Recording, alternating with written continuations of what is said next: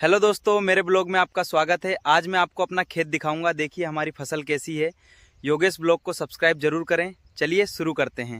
અમારો રાતે કેમ કે આપણે પાણી વાળ્યું હતું એવું બધું છે તો ફાઇનલી મરસી આવડી છે આપણે બધી.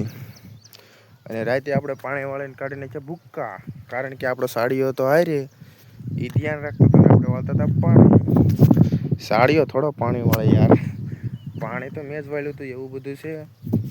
ધીમે કઈ મરસી વાવી છે મને જરા કોમેન્ટમાં જણાવી દીજો, કારણ કે આપણે જીફર વાવી છે અને ધીમે કઈ વાવી છે એ મને કોમેન્ટમાં જણાવી દીજો.